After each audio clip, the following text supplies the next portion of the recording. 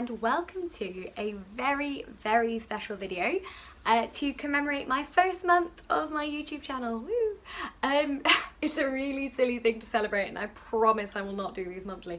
But I just did want to celebrate the first month because it is something I was so nervous about launching. I have never vlogged in my life, and I'm still convinced that I say absolute rubbish.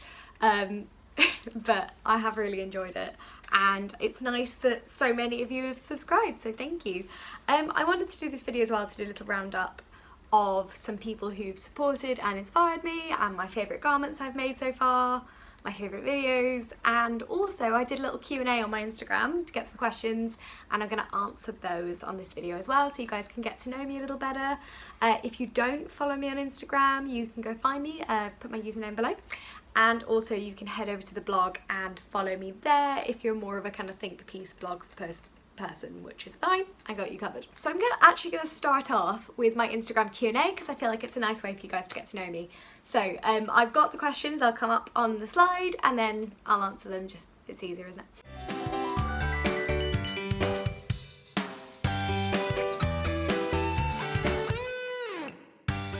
My favourite type of fabric to sew with, now that is a question. I love all fabric on the principle that it's fabric and it's gorgeous, but this summer I've recently developed a proper adoration of viscose. I love viscose, it's gorgeous. It's a pain to sew with, but I also love it. I love how smoothly it actually goes through the machine, even if I have to use every single pin I own in every universe to keep it still while I'm doing it. But yeah, so it's probably got to be viscose for me, but I also do like the kind of structured cottons and stuff if I'm working with darts and everything, because they press so much better. Oh, now this is a good one. I've got some great questions here. What would I love to sew, but something's holding me back? I would love to sew myself a proper structured evening coat, because basically as a style person I don't really do loose clothing very much. I love tailoring, it's gorgeous, or if I do stretch it tends to be quite form fitted. So I'd love to make a proper tailored coat for myself.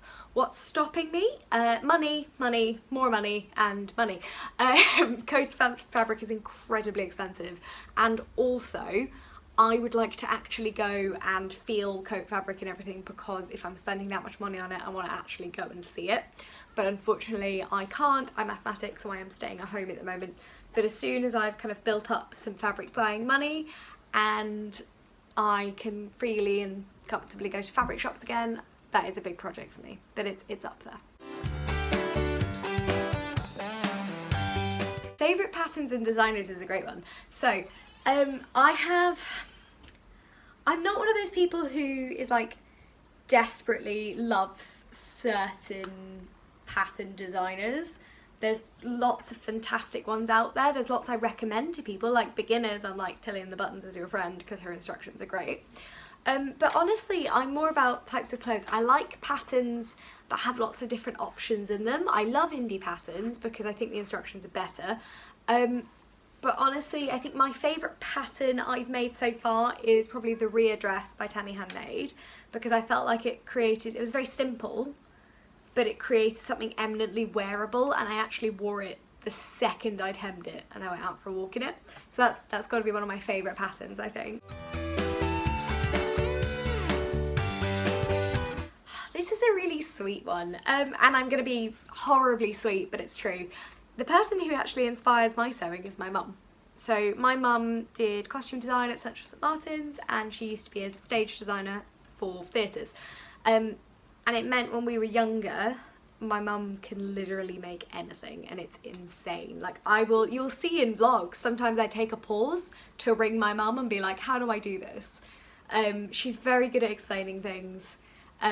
Albeit she's actually better at explaining things over the phone than she is in person sometimes, because she just needs to do it.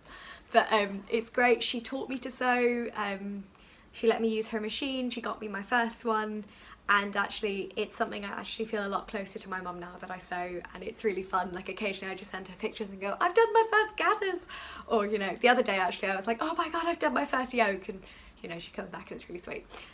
So yeah, she's definitely my number one sewing inspiration. great one. I have been sewing on and off since I was 17. I learnt to sew in my gap year because I was at home and I was like, seems like a good skill. I've always quite liked sewing, like I've been hand sewing for years, and I've always been able to fix clothes and stuff, but honestly it was, I think, the realisation that I've got quite a curvy figure, even though I'm quite slight. I'm quite curvy, and so I've always found buying jeans really frustrating because either they fit my calves or my thighs, and it's either or, and it's very frustrating. And the same with, like, you know, bust to waist and things like that. It's so frustrating. Modern clothes and modern clothes sizes change with trends, and the cut of clothes changes with trends, and honestly I find that frustrating because I don't want to have to wait for a certain thing to come back in fashion for me to be able to buy clothes. That seems insane to me, and I'm definitely not the only person in that situation. So I would love to make all of my own clothes. I've actually chosen to give up fast fashion, but yeah, that's what sparked it in me, was I was like, this is ridiculous. I have a pretty normal body, and if I can't just buy clothes, that's not right.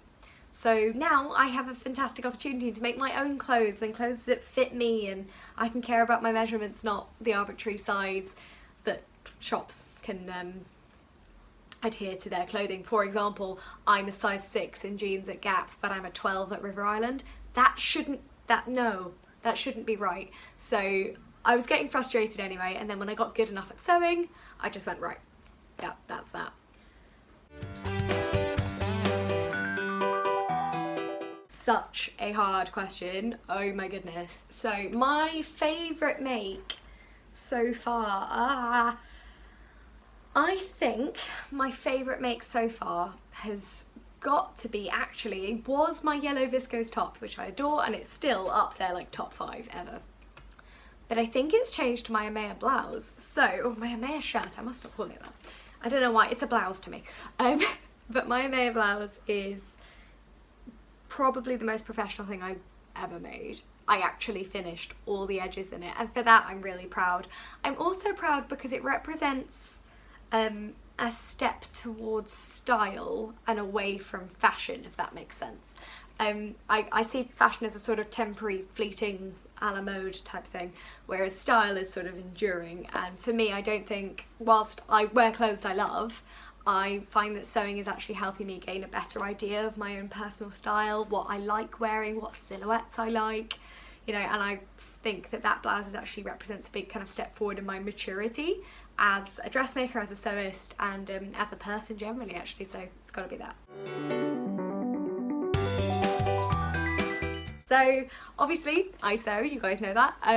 In my day-to-day job I work in events management. I work in a venue in Mayfair in London, so normally you find me running around doing all sorts of stuff. I do a very busy, hectic job, but I absolutely love it, and I've actually just started a part-time master's degree alongside my job in events management to make sure that I can get better at my job and improve and provide a better service for clients. It's a big part of who I am and what I do. In my other spare time, you find me drinking far too much tea, reading copious amounts of classic crime fiction, I love it, it's great, and rambling about the countryside with my partner. We live in Surrey, and one day we will have a dog, that's the dream. But yeah, so I'm quite chill. I don't do loads of stuff. I do kind of fitness and yoga and that sort of thing, but mainly we do love a bit of sewing.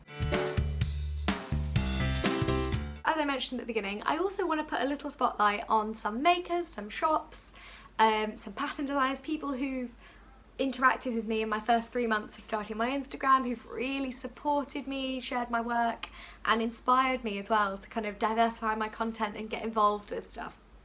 So first up, I'm going to do some YouTubers who really, like, I love their stuff and I would really recommend going and checking them out. Of course, Sewn On The Tyne has to get a mention here.